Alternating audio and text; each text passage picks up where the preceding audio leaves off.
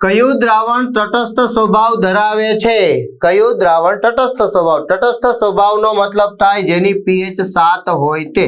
Okay, ખાટા ફળોનો રસ તો કે એસિડિક હોય, લીંબુનો રસ એ પણ એસિડિક હોય, ધોવાના સોડાનું દ્રાવણ અને મીઠાનું જલીય દ્રાવણ. ધોવાના સોડાનું અણુસૂત્ર થાય Na2CO3, એમાં Na આવે.